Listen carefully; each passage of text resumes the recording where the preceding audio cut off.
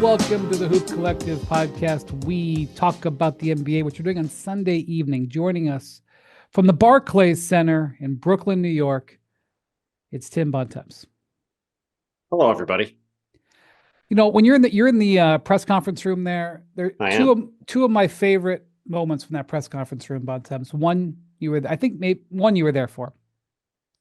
One was when Mikhail Prokhorov fired Avery Johnson.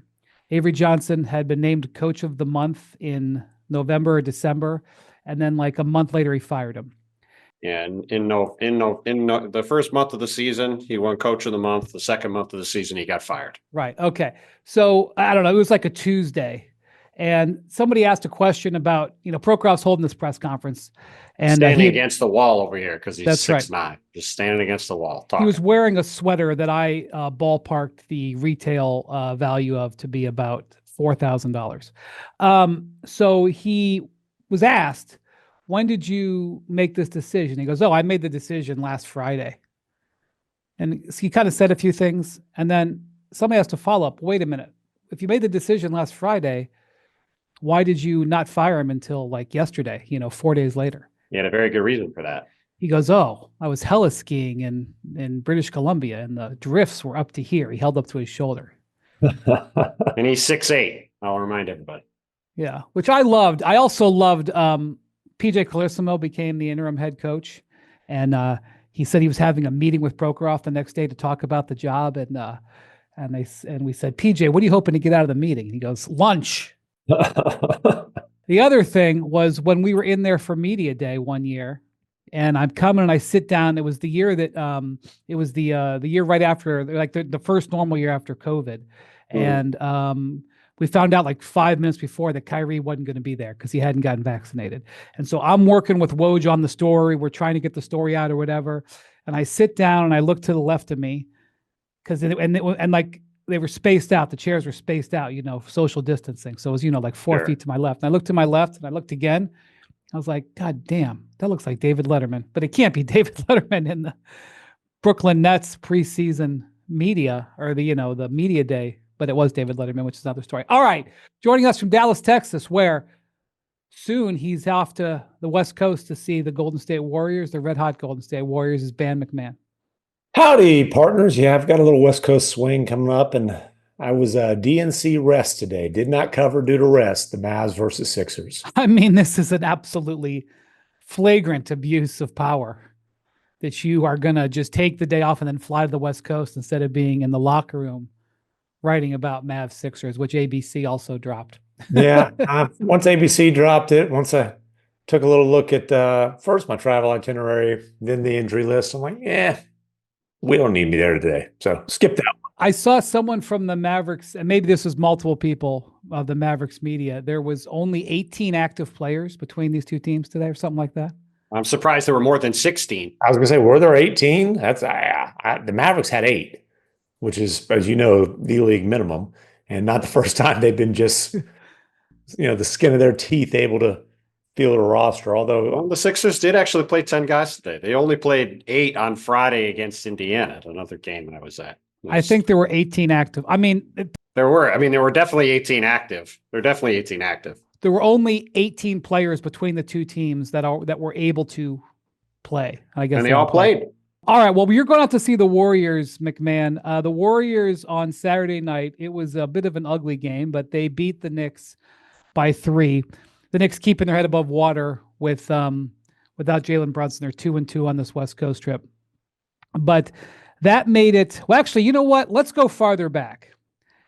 On February 6th, which I believe was the trade deadline, they might have made the. That is correct.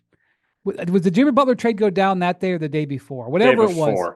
I believe. All right. They were 25-26 when they made the Jimmy Butler trade. They are now 39-28. So that's 13-2 since that time. And I think they're correct. I think they're 12-1 with Butler actually in the lineup. And it's not like he's putting up enormous numbers. But this has been, one of the stories of the season, this Jimmy Butler trade. First off, the Miami Heat have taken Jimmy wasn't playing beforehand, but the trade did not help them. The Heat have nosedived. They've lost 7 games in a row. And can I interrupt you to give you one truly unbelievable stat about the Miami Heat? At least he asked to interrupt, MacMahon. Yes, listen, you may. For everything. You like to interrupt me without asking all the time. He went to some like Broadway show today, so he has manners. Yes, that's why he's dressed so nicely. Well, I'm dressed this way because I'm working. But the Miami Heat in the fourth quarter, well, first of all, after losing very badly to the Memphis Grizzlies, we'll talk about later, Saturday night, the Heat are 4-14 since the trade deadline. The main reason for that is the Miami Heat have not played well at all in the fourth quarter over the past 5 weeks. You guys want to take a guess at the net rating of the Miami Heat over 100 possessions over the past 5 weeks is in the fourth quarter? So just in case our listeners don't know, just to refresh, net rating is per 100 possessions, the difference in the score. How much you're being outscored by? Yep. Yeah. I'm going to say that only in the fourth quarter. Minus 16. I'm going to go big. Minus 16. Okay. What you got, Brian? Well, they only scored 91 points against the Grizzlies on Saturday. So my guess is it didn't help. No, the fourth quarter didn't matter, though. Well, the fourth quarter, they were blown out in that game. Most of the games have been competitive, and then they've been slaughtered in the fourth quarter. What do you think their net rating in the fourth quarter has been since the trade deadline? When you sort of moved past that MacMahon 16 like you were unfazed. So I might take the over, but only because I'm just trying to guess because I don't know. Okay, so it is over. Ironically, the Celtics are negative 16. It's definitely over in Miami, but go on. The Celtics have the 28th worst net rating in the fourth quarter since the trade deadline. They're 13-3. They've been outscored by 16 points per 100 possessions in the fourth quarter. But some of that's garbage time. But, sure. Go on. The Miami Heat have been outscored by 28.9 points per 100 possessions in the fourth quarter. Oh, my God. They have an offensive rating of 92.9. Oh, no. Which is like beyond horrific, and a defensive rating of 121.8. Okay, so we can say at this point, the Warriors appear to be winning the Jimmy Butler trade. I'm going to be honest with you. You might, if you had 4 competent NBA players and you played 4-on-5, you might be able to do better than negative 20. Minus 28.9 is pretty impressive. And the crazy thing is for the Heat, not to turn this into a long Heat discussion, but their numbers, like in the other 3 quarters, are fine. They have gotten repeatedly obliterated in the fourth quarter of games, which is why they have had an awful month. That was the Golden State Warriors have not had an awful month. That was a brief interruption, Wendy. Sorry, I was looking that up yesterday. I thought it was stat. Flabbergasting. Yeah, pretty ugly. I thought it was worth the mention. Oh my God. And then the Warriors I covered their lone loss with Jimmy Butler in the lineup. It was against the Mavs, when Kyrie was healthy. And, but, like you said, it's not like Jimmy's come in and is going for 28, 8-8. He's putting up good numbers, but it's like 16, 6, and 6. But like, he has just fit and everything flows and hums, and he gives them a major dose of toughness, another IQ guy, and he's fit great there. I wondered if the lack of shooting with him and Draymond specifically playing together would be a problem.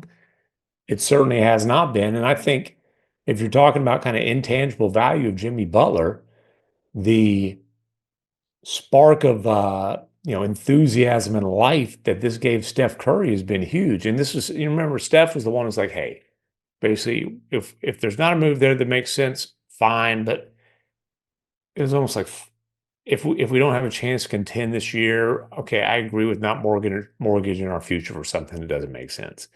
They didn't have to mortgage their future. They got a move that makes sense.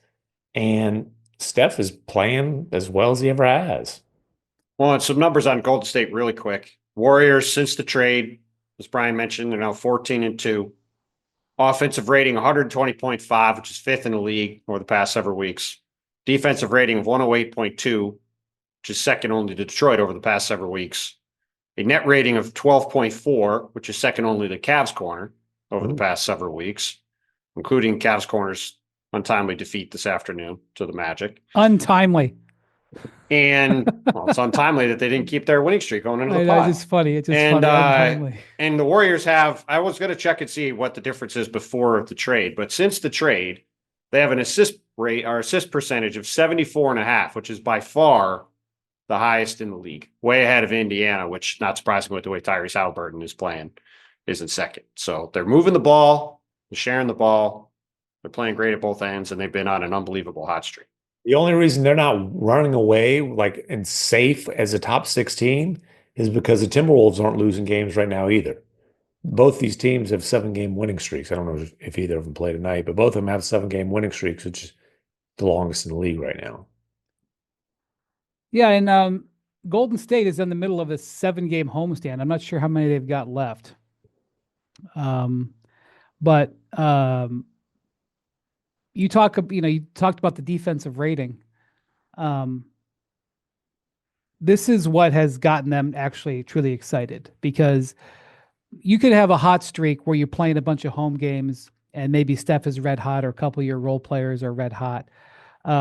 They're winning these games over this last 15, this 13-2, or it's 13-2 or 14-2. I looked up the last 15. 14 I looked up the last. Okay, I looked up the last 15 games. They were, second in the league in defense in that time. And so that's the basis for doing something. Teams haven't punished their lack of size. They're able to get away with that. I don't know if how much they're going to be able to get away with the, medium term, but well, it is interesting. If you look through the teams they've played, there haven't been a whole lot of real challenging opponents in this stretch. And it will be really interesting. MacMahon is going to be at this Denver game Monday night. I am really curious to see how the Warriors look against the Nuggets and Nikola Jokic. Because to me, I feel like if they play anybody in the West, I would feel pretty good about picking them, except for Denver and Oklahoma City, because of the size those teams have inside. And I don't really like Golden State's ability to handle that over 7 games. And it will be interesting to see how they look against Jokic and against the Nuggets and get a decent look at what that might look like if they match up. They have three games left on this homestand. Right. And right after the Nuggets, they'll get another great chance to measure up against a big team. Yes, Milwaukee. Yeah, with the Bucks coming in, obviously with Giannis as the headliner of a huge front court. So a week ago, I was looking at everybody who was in front of them, and I saw a bunch of teams that were banged up, and specifically the Rockets, who Fred VanVleet had been out for a while. He'd come back and then got re-injured. Mm-hmm. And Amen Thompson, remember last weekend we were saying Amen Thompson, sprained his ankle, and he's been such a key piece for them. And I was thinking maybe they could make up some ground on Houston, because they were like 3 games back. But they have made up no ground on Houston because the Rockets have gotten VanVleet back and lifted their offense. They're still not a great offensive team, but he's helped them. And, they win games with defense. It helped that they played the Mavs the other day. That always will help you out. Well, it'll help that they play the Sixers tomorrow. Also true. Right. And it helped that they played the Suns before the Mavericks, if we want to be honest. And the Pelicans twice before that. But that's their win streak. They have won 6 in a row. By the way, they've got Philly, Orlando, Miami, then 1 game against Denver, and then Atlanta and the Jazz and the Suns. They could rip off a whole bunch of wins in a row here and put themselves in really strong position going into a pretty tough closing couple weeks in April to legitimately have the 2 seed, which would be a heck of an accomplishment. And Amen Thompson is not like he'll be out, or I'm sorry, he'll be back in March. When exactly, I couldn't tell you, but he's not going to be out long. That's very good news, given how that initially looked. Right. And VanVleet had his first, he had 23 points against the Bulls on Saturday night. That was the first sort of game he looked kind of right coming back. But also helped to play the Bulls, but yes. That's true. That's true. You have to play who's in front of you. There's a lot of those games right now. Hey, but listen, that's what you have to have. 100%. And for the Rockets, it's still, you got to look at them with a big picture view. Like, the great thing about them competing for this seeding right now, and they're going to be a playoff team, is that their young guys are going to get experience, and it's a phenomenal chance to be able to evaluate those young guys. So, and by evaluate, a lot of this is like, hey, is that star potentially already on the roster? Is that number one guy that they can build around, the kind of guy you need to be able to contend for a championship? Is that on the roster? And I just spent a week in Houston. I'm working on a story along those lines. I can tell you that from Ime Udoka on up through the top, to ownership, the hope is that that guy is on the roster. And there's a really high bar as far as if they're going to package stuff this summer and go after somebody. I'm not saying look, they'll have at least internal discussions about, obviously Kevin Durant's could be on the block. If we can go down the list of other star level players who might be on the block, they'll at least have internal discussions. How aggressive they'll be, they need to evaluate their guys first and foremost, and that'll tell you a lot of that. But they feel like, there's maybe 4 or 5 guys on that roster who have a chance, including Bontemps' favorite shooting guard, Jalen Green.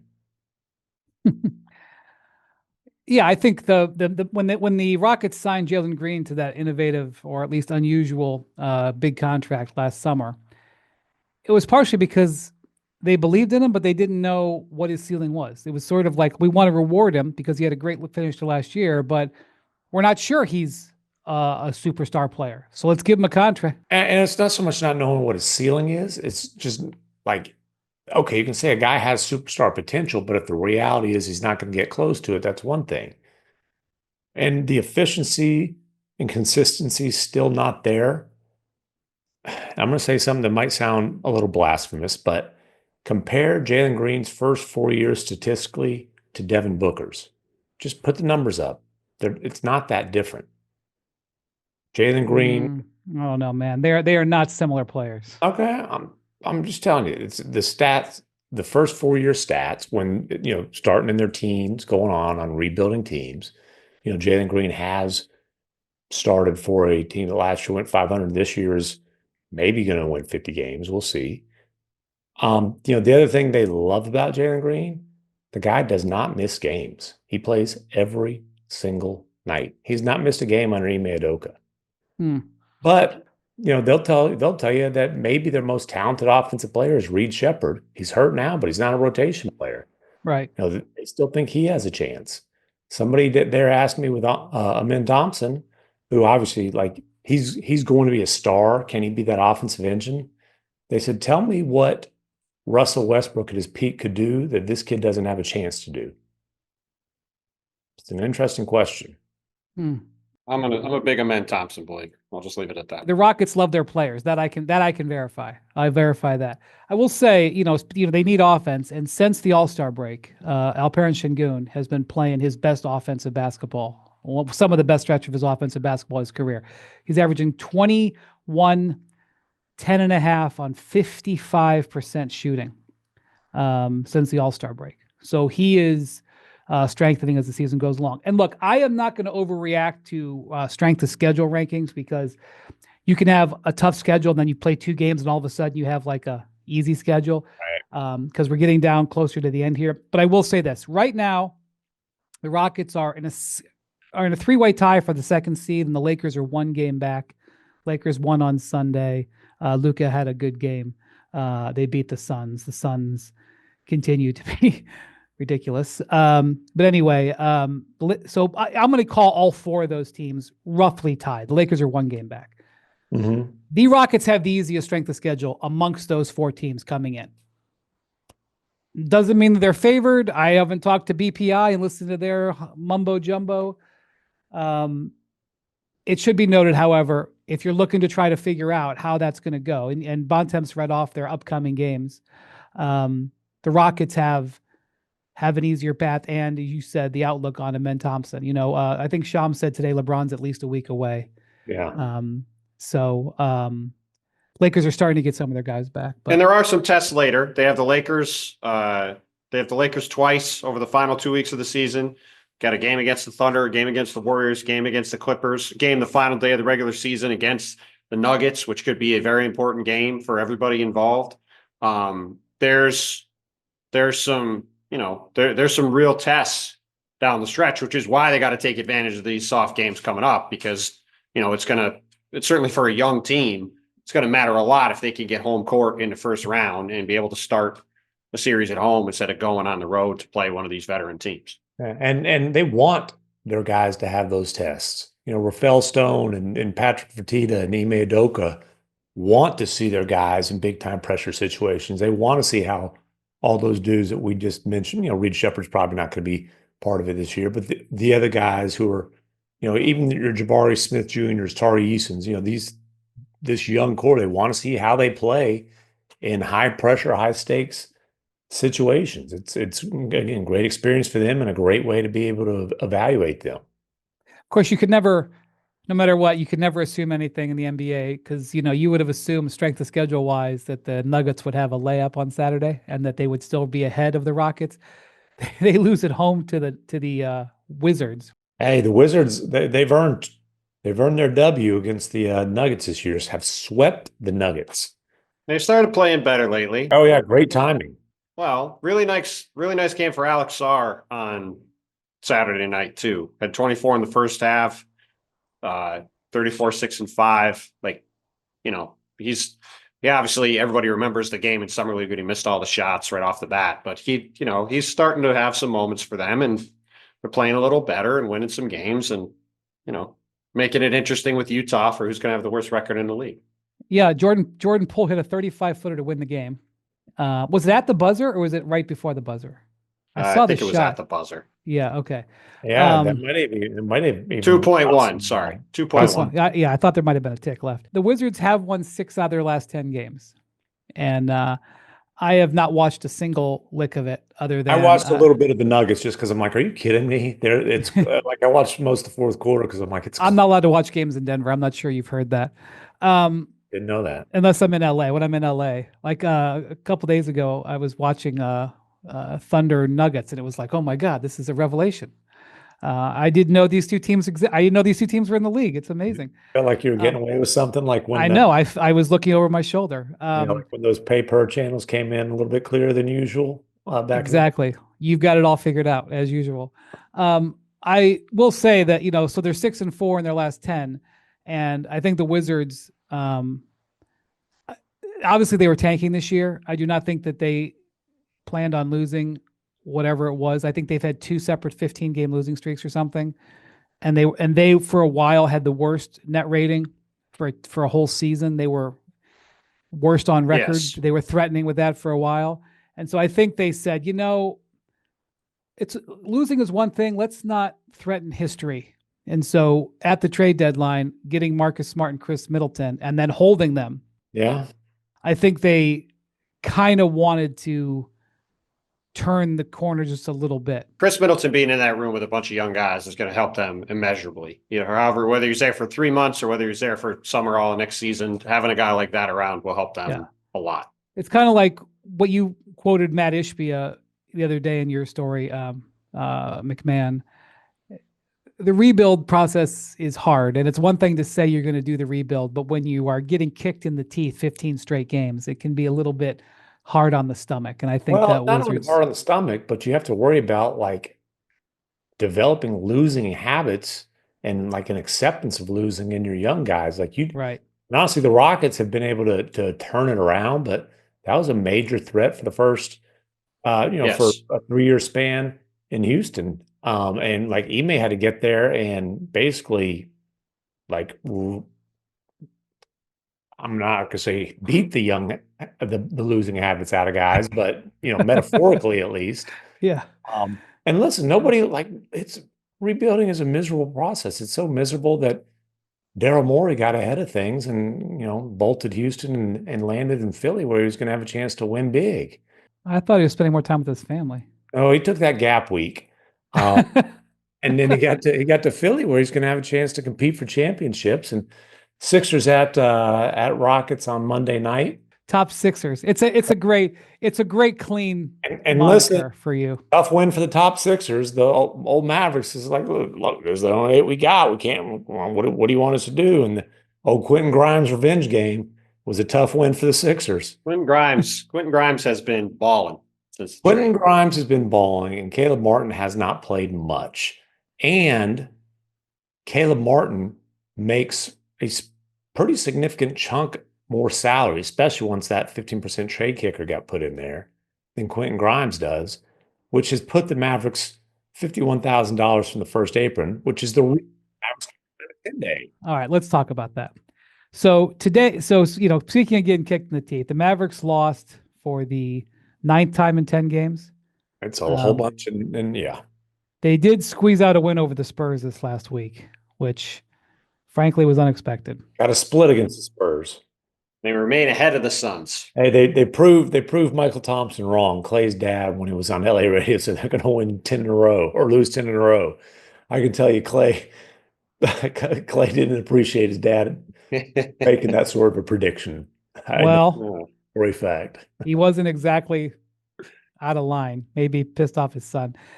All right, MacMahon, can you?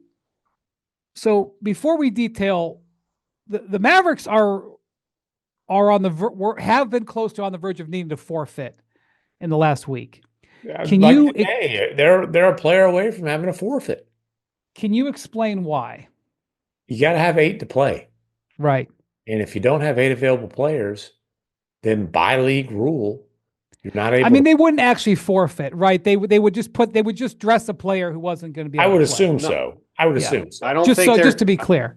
Well, hold on. The reason this has never happened, the reason this is a thing is because of the new rules that have been put in with these hard aprons in the salary cap.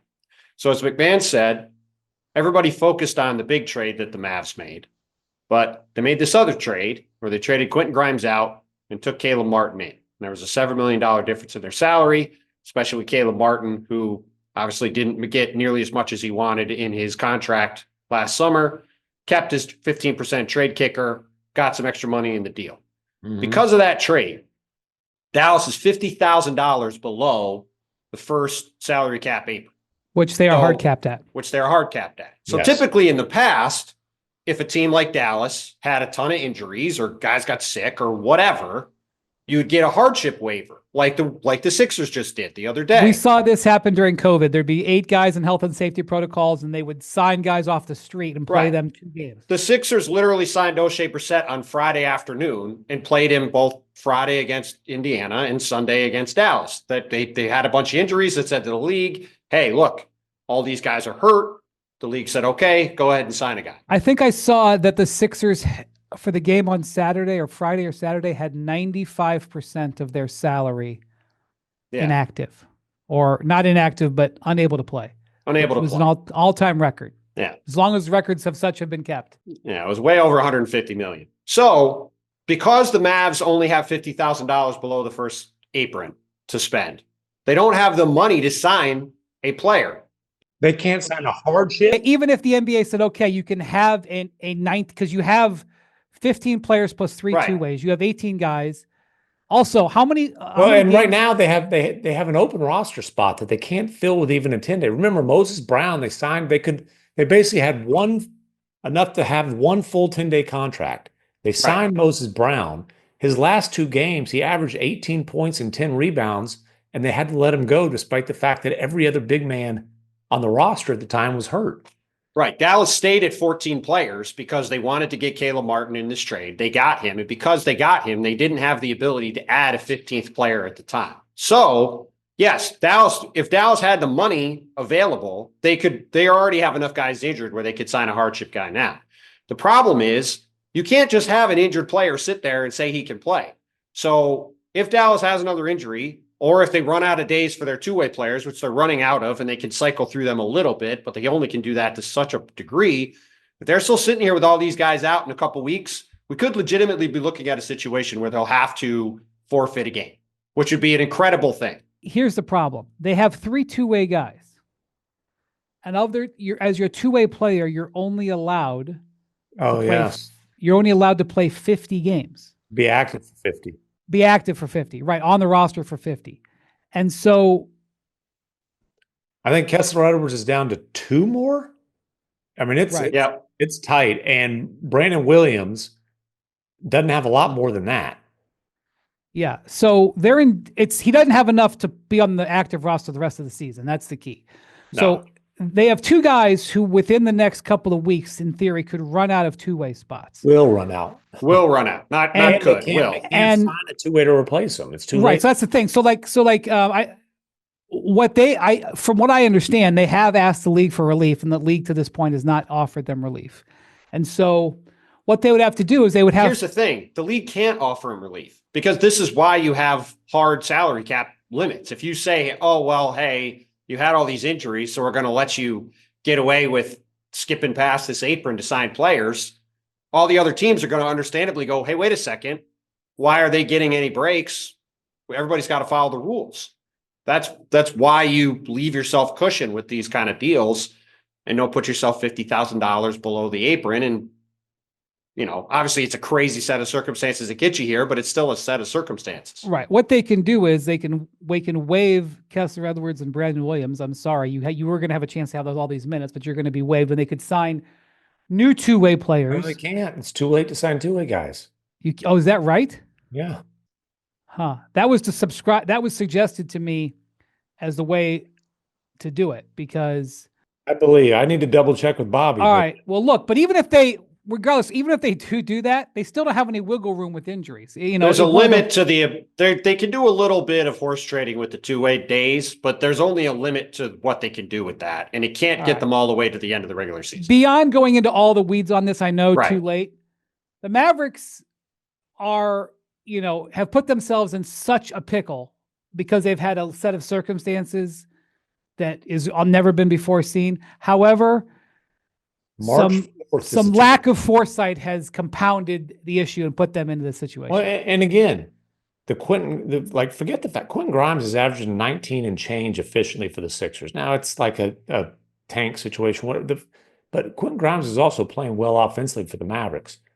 That trade is what's gotten them right up with their backs against the wall and these financial handcuffs put on them. And they could have gotten out of that trade because Caleb Martin was more injured than they thought when they made the trade. They ended up getting a second-round pick in return as extra compensation. By the way, he missed today because of a hip thing. That was what he missed all that time with. And it was like a game-time decision. But the Grimes deal, in addition, just like the production, is like, oof. But they didn't want to pay Grimes what he wants on his next contract, and so they dumped him. And right up against the wall here. Well, and it all goes back to the irony of the initial trade that was made, right? Which is, well, we're worried about Luka's durability. They trade for Anthony Davis, not the most durable guy. He gets hurt. And they make this other trade, as you said, at the time, it almost, it got modified. Like the Laker trade could not get modified with the Hornets because it was after the deadline. The Sixers and Mavs did the trade before the trade deadline. So they could go back and say, hey, we want an extra draft pick, and they got one. But they still did the deal, and he's barely played since. And obviously AD has played 20 minutes and 31 minutes. Sit. Sorry. Now, my understanding is AD is ramping up and nearing his return. He's going to play like 4-on-4 or 5-on-5 this week. And so he could be back as soon as the last week of March. And, which was they're going to need him. Well, here's the thing. There are people who've kind of said, AD, why? Why take the risk? He wants to play. He wants to play. Derek Lively II is also ramping up. I don't think he's quite as close. There's a similar conversation to be had there, but he wants to play. Now, obviously, Kyrie's out for the season. Daniel Gafford, they haven't ruled him out for the season, but he's not expected to be able to return. Dante Exum breaks his hand in the first half against Houston the other night. They announced the next day that he will be reevaluated in 4 weeks. Hey, that means there's a slim possibility that he could come back for the final game of the regular season. Well, or the play-in. I mean, they've lost all these games, but they remain a game and a half. Well, they're a game in the loss column. That's all I care about. They're a game ahead of the Suns. And the Suns can't win more than the occasional game. As miserable as it's been for the Mavericks, the Suns have barely made up any ground. And, Bradley Beal has a little, he missed the second half of the hamstring today. He's kind of been in and out, but their stars have been healthy. The vast majority of that roster has been healthy, and the Suns can't make up any ground on a Mavericks game. The Mavericks, it's like my boys play in on a summer rec team, and it's one of those things where calling around, seeing if you have enough to play every single week because everybody's on vacation, right? Yeah. That's what the Mavericks feel like right now. By the way, can I just say something happened in my household this weekend? Oh, go for it. Are you going to get you in trouble? Probably. This could launch an investigation. My son played on 2 teams this winter, my 7-year-old son. One team never lost and one team never won. All right. I'm not going to go into the details about that, but So he's 500. about.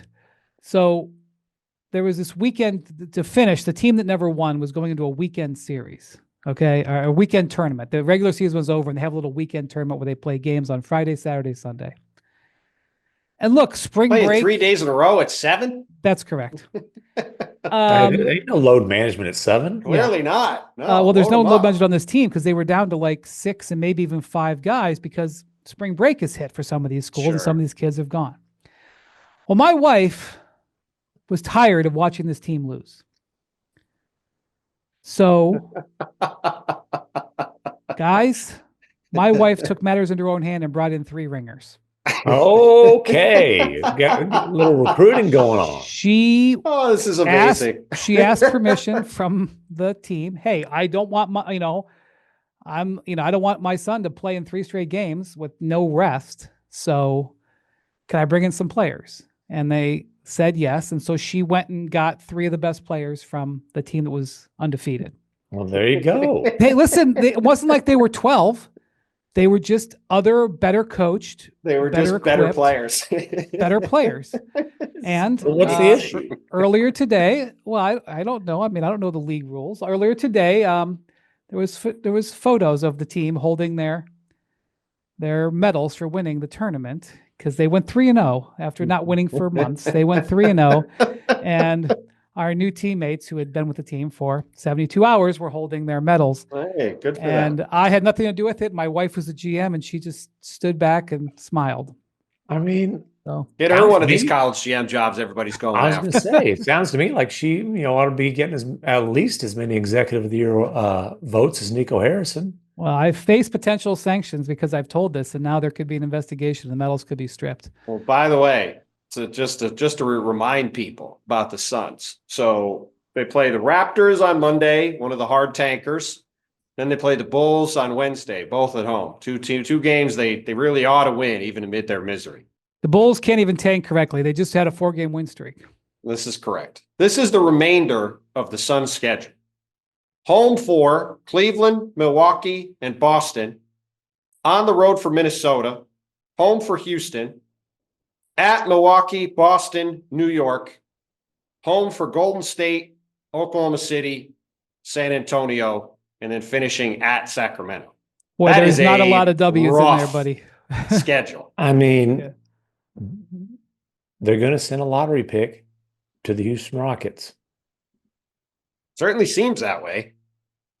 I mean, I tell you, and blame Brooklyn for that. The trade the Rockets made with Brooklyn last summer has not aged well for the Nets. That's way too strong to say. Brother, it's way too strong.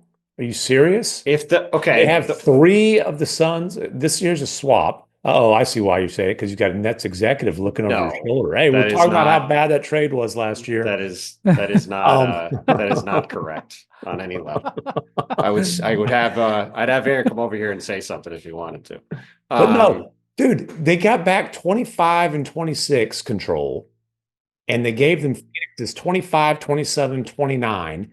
The Mavs 29, which the value of that has gone up massively for obvious reasons. Sure. And the Rockets held on to the Nets 27 swap. And if the Nets win the lottery and get Cooper Flag, it's worth all those picks and then some. So that's why you can't sit here right now and say one way or the other what it means about anything. The Nets had the ability to get to the bottom of this year's draft, which is loaded, and next year's draft, which is loaded. Now, maybe they'll They've end done up a with bad job of that too. Well, look, right now they're in 5th place in the lottery standings. They could easily jump up. And look, they could wind up with the 6th pick in both drafts.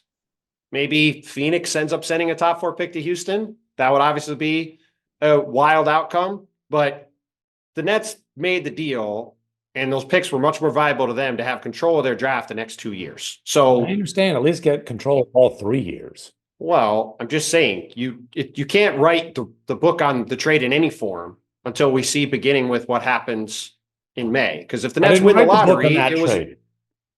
yes. I I wrote have the a- book with another The- trade. Oh my gosh, it's the other the trade, Wonder the Boy. book can already be written on the other trade beyond the book that you have written that will come out in 8 days. Go buy your pre-order Oh my copies. God, There this you is go. going to be so exciting. We wait. You guys think there's been promotion? Just you wait. We're gonna have MacMahon just on here reading. Just MacMahon reading is a chapters. shameless promoter in a normal time, let Right. alone when it's putting money in his pocket. It's going to be a remarkable thing to watch the book sale. Just real quick about the Nets. Did Cam Thomas re-aggravate his hamstring injury, or He did did. he just He took a step back 3 at the end of one of their last couple games and re-aggravated the same injury he's been dealing with. Okay, because like anytime he plays, he's liable to shoot them into victory, and so he's also liable to shoot them into defeat. But he's liable to shoot them into victory, and he's down now. Yeah, out for the year. he's had 3 or 4 of these recurrences in his hamstring injury this year, or 2 Well, or I 3. will just say this: the Nets have gotten their act together because they've lost. Let's see, You're doing math on me. they've lost 10 of their last 11. Yeah. And I'm telling you, man, that Sixers, the top Sixers getting that win in Dallas today was good for Brooklyn. Bad for the Sixers. Great for OKC. They're obviously playing the Hawks tonight, which Bontemps is about to go to this game. I think Yeah. maybe it's already started. I don't even know. It has started. Okay. They're down a couple at halftime. Their last 5 losses have all been by 5 points or less, or maybe 6 points or less. Yeah, so they had a crazy comeback Saturday night against Boston, nearly came back and won the game against the Celtics. they've got the message has I don't know what the message, players don't tank, but maneuvers are made to lessen your Yes. chances. Look, Jordy Fernandez has done a hell of a job, and this team has That's played right. super hard and been competitive every night. Now, you could argue, to MacMahon's point, they've been a little too competitive maybe, but he's done a great job. And again, we'll see what happens in May, because if these guys wind up with the number 1 pick in the draft, then that trade was 100% worth it. Well, sure. And as we speak, there's a 10.5% chance of that happening. We mentioned that the Cleveland is going to come to Phoenix soon. You're going to see Cleveland in a couple of days, MacMahon. We should mention their 16-game win streak came to an end today. A very big win for the Magic, who are in need they needed of that one. They're in need of it. And look, the Cavs have wiggled out of the noose a number of times during that 16-game win streak, especially at home against some teams they were heavily favored against. The Magic made a bunch of plays down the stretch of this game. Kentavious Caldwell-Pope hit a clutch 3. Paolo Banchero hit basically a clutch jumper that really provided them separation. And they got some stops. There was one play where DeAndre Hunter had a good look from the corner that would have tied the game, and Banchero came sprinting out at him. I mean, he was busting his backside to get out there. Or Hunter just missed it. The Cavs had the Magic are one of the worst scoring teams in the league, one of the worst shooting teams in the league. They made 3 more threes than the Cavs, who are the number 1 3-point percentage. And the crazy thing is Cleveland actually had a bad shooting game for a change. 10 for Yes. 40 from 3. Yes. Feels like they're 17 for 40 every game. Donovan had a possession late. Were those had 2 threes on a possession? I think it was to tie, but missed them both. Donovan had a really rough one, 9 of 28, 3 of 14 from 3. Yeah, he had missed the last couple games with a groin injury. Evan Mobley missed it. But look, forget about all that. The Magic executed down the stretch of the game. They held the high-powered Cavs to like 103 points. Excellent win for them. And now Cleveland goes on a West Coast trip. So whatever it's worth to you. Might be a first-round preview, too. The seeds hold as they are now. For sure. And that was a team that, they went 7 games with last year. Obviously, the two teams are different. I will say, Cavs are going on this West Coast trip. It's not the most demanding West Coast trip ever, but it's still a West Coast trip. And they are now, I think. Why are we breaking down the Cavs schedule? Because they got an 8-game lead. Well, Cavs corner, really? bro. Oh, Cavs really? Is corner. that you? Maybe you should just wait till the end of the paragraph. Oh. They are whatever Little it's spice. worth. Little spice after the loss. Whatever it's Mute worth. button. They have a 1 single game lead. Oh, that's right. There's more than just the Eastern Conference there, Bontemps. Oh, there it There's is. 1 game lead on There the it Thunder. is. We're already looking ahead to the NBA Finals, folks. Write it in. In the Windhorst event. predicting Cavs in the NBA Finals. Oh, wow. This is an interruption clinic. in the event that Oklahoma City plays Cleveland in the final, what Ooh. happens on this West Coast trip could be the Uh, difference. The Cavs, if they take a couple more losses, could slip behind. They've been ahead of the Thunder for weeks, but the Thunder never lose either. So Bontemps, would you like to apologize to Wendy? That was a great point. That really Called a there's good lot of setup. effort. There was a Called lot a of good effort. setup. yeah, It wasn't. There was a lot of effort that went into making that point. Unnecessarily so, because he was kind of just cruising along, and then he had to It's a good setup. he had to, a lot of fouls were committed on that drive to the basket. That's all I'm going to say. do I get an and one? I mean, Lordy, and one and a flagrant two on Bontemps. He's howled. Sure. Bontemps is like Nick Claxton. If there were flagrant points, he'd be suspended by March. There's a person who's flagrant on this pod. It ain't me. I think Yeah. it's safe to say. All right. Before we go, Bontemps, you were moved today, I think. Oh. What Broadway show did you see, by the way? I went to see Othello with Jake Gyllenhaal and Denzel Washington, which was excuse me, awfully good. MacMahon, he was. No, I thought he was I enjoyed, he was a nice little lefty big man for Georgetown back in the day. Go on. Othello Harrington. Yes, that's what we're going to. Yes. Okay, it took me a second. Yes. All right. Anyway, you were moved earlier today when you watched the Memphis Grizzlies retire Tony Allen's number. And I will say this: he had an amazing quote talking about the grit and grind Grizzlies, where he says, "We weren't no glitz and glamoury team. You come in here, we might slap the bleep out of you." No, it was definitely the most profanity ever in a jersey retirement ceremony. I mean, listen, the Grindfather is who he is, and that's why he will always be beloved in Memphis. And like Bontemps, you pointed out, like the Grizzlies, they didn't get to finals. They obviously didn't win a championship, but they were a very good team for a long time that epitomized kind of the culture of the city they're in. And I think you could almost even make the argument that the grit and grind Grizzlies are more beloved in Memphis than the Toronto Raptors title team is in Toronto. Well, I didn't make any point because I hadn't said anything, but I would. How in could the you? I group mean, chat, I'm you- gonna have to stop you there. I want to let I mean- Bontemps talk about it, but no, a team that does not advance to the finals even does not. Well, because outclass the reason I say that is because the Raptors, there were obviously guys there who were there for a while, but a mercenary led them to that championship. All right, we're gonna set that aside and make room for Bontemps here. I'll be back with you on that one. Okay, Yeah, be back Go with ahead. me. a lot of Canadians are going to get mad at me when they listen to that comment. No, I've long found this Memphis team really fascinating because in this era we live in where you either are a champion or a failure in the eyes of many people, I feel like that Grizzlies team is the only one that's sort of properly celebrated for being an iconic, awesome team that had a great run together and didn't made the conference finals once, but didn't have some kind of, championship equity or making it to the finals. And I wish that there was more of that around the NBA because I just think there's an ability. I think we should be a little more celebratory at times of some of these teams that are good but aren't quite good enough. And I just think it's cool how that Grizzlies team has resonated the way it has there. And they did an awesome job with the Zebo retirement and the Marcus Gasol retirement. And Mike Conley will inevitably get the same treatment. And like that team was just a super fun, different team, played a different style. Tony Allen, embodied that more than anybody. And I just wish there was a little more of that around the league where it was like less of if you don't get to the finals or you don't win with a team, it's a epic failure and, a pox on everybody's house. Well, I think a lot of it is about continuity, and that core four was together for years and years and years.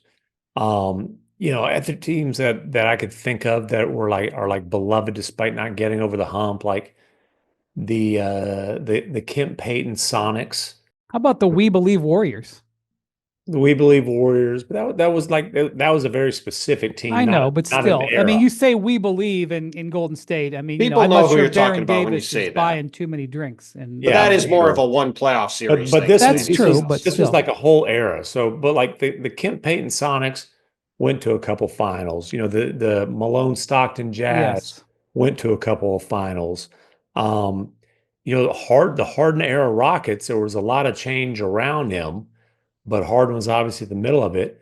And you know, obviously it was kind of a messy ending with Harden, not kind of like the guy, you know, was going to strip clubs and, you know, handing out honey buns to little baby instead of going to training camp with the Rockets. It was a very messy ending, but Harden's still beloved in Houston. That might be as close as I can kind of. But that's what I'm saying though. I'm not talking about in Houston, right? Like most people, I would say almost universally, people clown on that Houston team. And I don't think they should. Probably, yeah. There's more shade thrown than there should, and honestly, especially on Harden, Yes.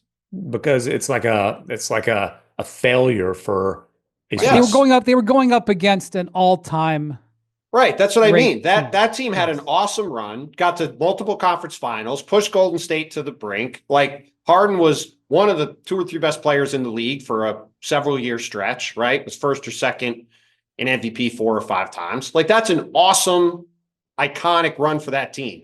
Nobody talks about them like they talk about this Memphis team. The Lob City Clippers, another example. That team had been a moribund disaster for decades. And then they have DeAndre and Blake and Chris and Redick and those guys.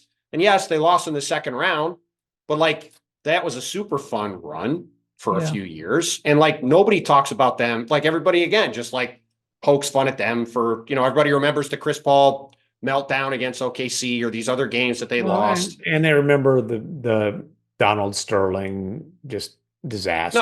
right. Obviously, that's a separate part of it. But I just mean, I just find it really interesting that this Grizzlies team that made the conference finals once is universally everywhere liked and respected. And I just wish there was more of that. It's about being like the tough, gritty, nasty, but lovable underdogs, you know, and it's almost like, you know, the fact that they were a small market and they had guys who were all-stars, but they didn't have guys who were superstars. And, you know, Zebo was an all-star, I think a couple of times, you know, Gasol, however many times. Conley actually never was in Memphis. You know, Tony Allen, and Tony Allen is funny, like the face of it was a guy who did he ever average double figures in Memphis? If he did, it wasn't often. It was barely. Yeah. Yeah. You know, the face of it was a guy who just had just nastiness and toughness, but also just this like, I mean, if you ever have a conversation with Tony Allen, like you're going to be smiling, you're going to be laughing. I was just going to say, like I was just thinking about character. Yeah, I just started smiling thinking about having a conversation with Tony Allen, let alone having one. His persona was not the way it was enjoyable. It is enjoyable to talk to him is against his persona on the court, which is a complete nastiness. Yeah, and you know the story of how grit and grind was coined, right? I don't remember it. You should tell the story. It's a good story. So, and I don't remember the player who sat out, but I'd probably leave his name out of it anyways. So they're going to play Oklahoma City, and this was TA's first year in Memphis. And the player who's supposed to be matched up with KD not too long before the game was like, "Ooh, yeah, you know, I'm banged up, can't go tonight." You know, he had a little KD-itis. And so Tony Allen, who's like he's not just a hell of a defender because of natural ability and all that. Like part of it is the man prepares and he digs in his preparation. He's told not too long before the game that he's matched up with KD, and he wasn't happy about it. Not that it wasn't happy, not that he didn't want the challenge, but it's like I got to be prepared. Anyways, Tony Allen ends up having a crazy game, like scores 20 some odd points, fills up the box score, does a good job on KD. The Grizzlies win the game. And then Rob Fisher, who comes from the Craig Sager School of Sartorial Splendidness, as a sideline report. Yes, his shoe collection is legendary. Yes, well, another great character down there in Memphis. Rob Fisher is interviewing Tony Allen for the post-game walk-off, and that's when Tony Allen growled, all heart, grit, grind. And that grit and grind was born that night. So it wasn't like it became a marketing thing, right? It became something that the franchise latched onto. And, well, I will say this. It was Memphis, organic. For years, despite not being a great market relative to its size and wealth. They have great fans, but it's not going to confuse itself with the Bay Area. Okay. Mm-hmm. Memphis has had tremendous operations with their organization. They absolutely make the most of their market. They've won numerous awards for front office operations. The way that they married the persona of that team to that marketing was one of the best I've ever seen in my 20 plus years. The only other thing I can compare it to, in Detroit, when the Pistons had their big run in the 2000s, they had this, we're going to work type thing. And it was perfect for that team with Ben Wallace and Chauncey Billups and Rip Hamilton and Tayshaun Prince. They were a very defensive laden team. They used to have games where they would give away, vests, like reflective vests and hard hats. And they would have a steam whistle that would go off at the start of the game. And in their intro, the Ben Wallace would go, "It's time to go to work." And he would break the other team with a sledgehammer on the scoreboard. Now, let's point out that Auburn Hills is hardly a blue collar area. And it was not exactly like it was in downtown Detroit with a bunch of people who were coming out of the factory, but nonetheless, that was perfect for that team in that city. It's perfect for the way the grit and grind team, the grindhouse and all that stuff and stuff they did during the game. And I'll say something else. The greatest compliment I can give to Tony Allen involved Kevin Durant. And that was, I've talked about this series a lot. It's one of the greatest series I've ever covered. Covered 100 playoff series. Is one of my most memorable 7-game series between the Grizzlies and the Thunder. Very intense. A lot of stuff happened in it. Mm-hmm. But I remember game 6. It was in Oklahoma. It was in Memphis. Tony Allen, for 5.5 games, had hounded Kevin Durant. And Durant had some bad games in that stretch. Well, that was the famous headline in the Oklahoma. Mr. Unreliable. But I think that had to do with more free throw shooting, but whatever. So it's game 6. And for 10, 12 days at that point, Tony Allen has been hounding Kevin Durant. Now, Kevin Durant is 6 inches or so taller than Tony Allen, maybe more. I don't know. I was going to say, I bet it's more. Okay. So I remember this play where Durant comes from the baseline and comes up to the foul line and runs through 2 screens. They're trying like crazy to get Tony Allen off of Kevin Durant. Durant runs around, catches the ball at the foul line, completely wide open. There is nobody within 5 feet in any direction because Tony Allen's got caught up on the screens. The play works perfectly. As soon as Durant catches the ball, the first thing that he does is cover up and turn.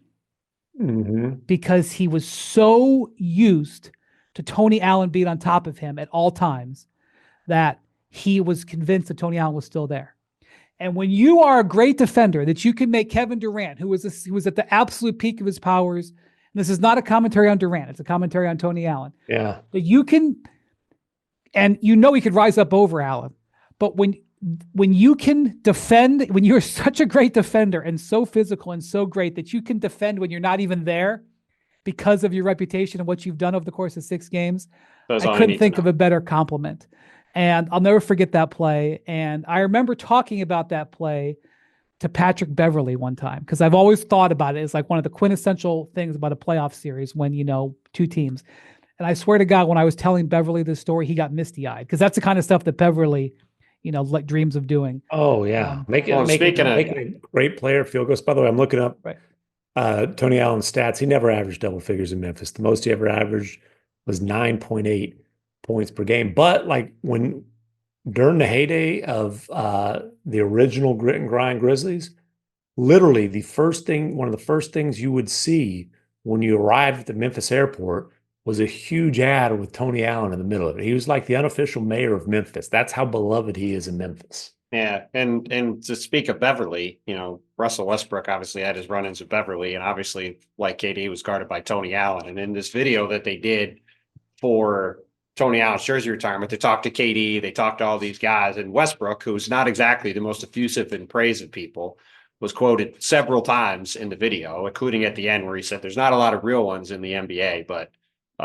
Tony Allen is absolutely one of them," which from Westbrook Westbrook is about as high praise as you're going to get. Right. I will hats off to the Grindfather. You deserved it. And I always did enjoy covering that version of the Memphis team. So, all right. Thank you to Bontemps. Thank you to MacMahon. Thank you to Jackson, who's here. And thank you for watching and listening to the Hoop Collective. We will talk to you later this week. Adios, amigos.